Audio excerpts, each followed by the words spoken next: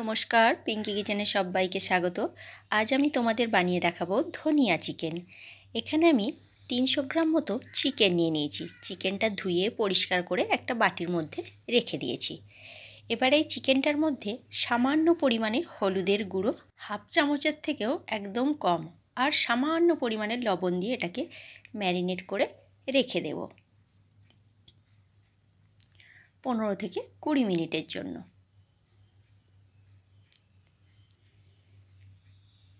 খুব ভালো করে এটাকে ম্যারিনেট করে নিতে হবে। বন্ধুরা, ভিডিওটা কেউ স্কিপ না করে প্রথম থেকে শেষ পর্যন্ত দেখতে থাকো আমি কিভাবে এই ধনিয়া চিকেন রেসিপিটা করছি। দেখো, ম্যারিনেট করা এটা আমার হয়ে গেছে। এবারে আরেক দিকে আমি 1 মুঠো ধনে পাতা আর 4টে কাঁচা লঙ্কা নিয়েছি। ধনে পাতা আর কাঁচা লঙ্কাটা আমি শিলের মধ্যে বেটে নেব। আরেক দিকে আমি কড়াই বসিয়ে দিয়েছি। কড়াইয়ের মধ্যে দিয়ে দিচ্ছি একটি ছোটো এলাচ, 1 টুকরো দারচিনি, 2টো লবঙ্গ। ফোড়নটা কয়েক সেকেন্ডের জন্য নাড়াচাড়া করে ভেজে নিতে হবে। ফোড়ন থেকে মিষ্টি একটা গন্ধ বেরোবে। তারপরে দিয়ে দিচ্ছি 2টো মিডিয়াম সাইজের পেঁয়াজ কুচি। পেঁয়াজটাও খুব বেশি ভাজবো না, হালকা করে ভেজে নেব।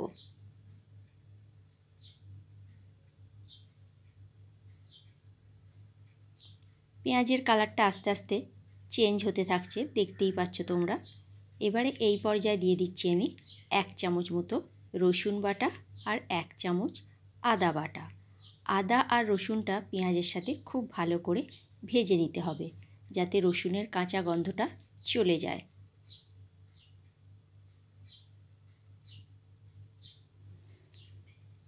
এটা আমার ভাজা হয়ে গেছে। এবারে এই পর্যায়ে দিয়ে দিচ্ছি আমি চিকেনটা দিয়ে দিলাম। দিয়ে খুব ভালো করে 3 থেকে 4 মিনিটের জন্য একটু ভেজে নেব পেঁয়াজের সাথে। গ্যাসের ফ্লেমটা মিডিয়ামেতে রেখে রান্নাটা করতে হবে। দেখো, চিকেনের কালারটা কতটা চেঞ্জ হয়ে গেছে। 3 থেকে 4 মিনিটের জন্য আমি এটা নাড়াচাড়া করেছি।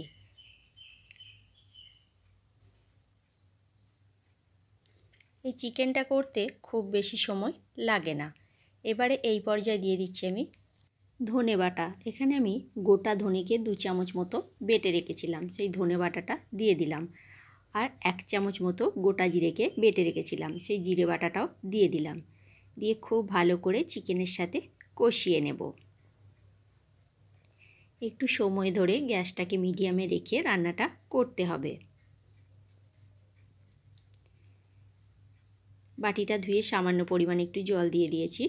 দিয়ে খুব ভালো করে মশলার সাথে কষিয়ে নিচ্ছি।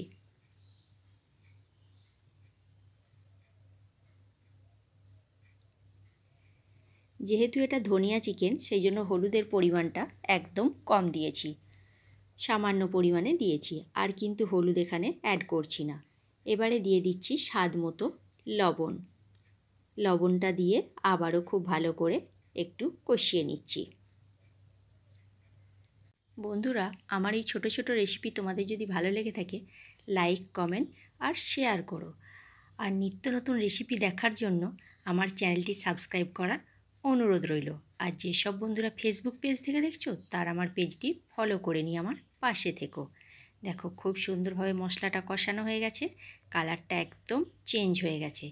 এবারে এই পর্যায়ে দিয়ে দিচ্ছি আমি ধনেপাতা আর কাঁচা লঙ্কা বাটাটা। তোমরা চাইলে এটা মিক্সিতেও পেস্ট করে নিতে পারো, আমি এটা শিলেতে পেস্ট করেছি। এবারে বাটিটা ধুয়ে সামান্য পরিমাণে একটু জল দিয়ে দেব। দিয়ে 2 থেকে 3 মিনিটের জন্য এটাকে আমি নাড়াচাড়া করে নেব।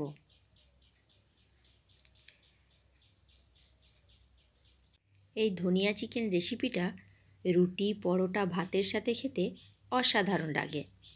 দেখো, 3 থেকে 4 মিনিট আমার এটাকে মিশানো হয়ে গেছে বা কষানো হয়ে গেছে।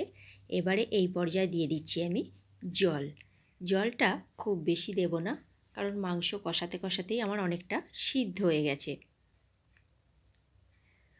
আমি এখানে 1 বাটি মতো জল দিচ্ছি।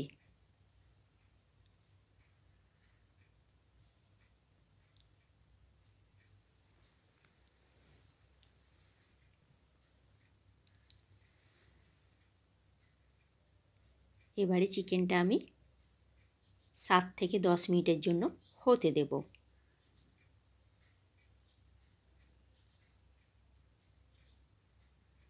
দেখতে পাচ্ছ বন্ধুরা কালারটা কত সুন্দর এসেছে। এবারে একটা ঢাকনা দিয়ে আমি এটাকে ঢেকে দিচ্ছি।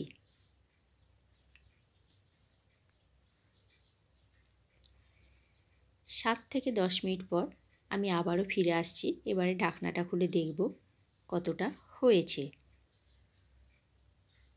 দেখো কালারটা পুরো একদম চেঞ্জ হয়ে গেছে আর মাংসটাও সিদ্ধ হয়ে গেছে।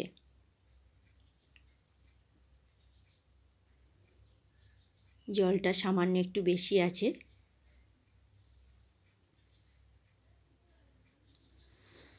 তোমরা যে যেমন গ্রেভি পছন্দ করো সে সেরকম রাখবে। যদি মনে করো একটু ঝোল ঝোল রাখতে চাও রাখতে পারো, কিংবা একদম গ্রেভি রাখতে চাও সেটাও করতে পারো। আমি ঠিক এই রকম মতো গ্রেভিটা রাখলাম। আর নামাবার আগে দিয়ে দিচ্ছি সামান্য পরিমাণে একটু লেবুর রস।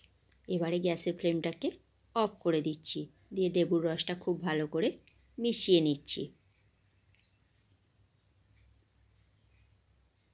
লেবুর রসটা দিলে খেতে খুব সুন্দর লাগে। তোমরা চাইলে ধনেপাতা যখন পেস্ট করবে তখন লেবুর রসটা দিয়ে দিতে পারো। আমি তো শিলে বেটেছি, সেই জন্য নামাবার আগে আমি লেবুর রসটা দিয়ে দিলাম।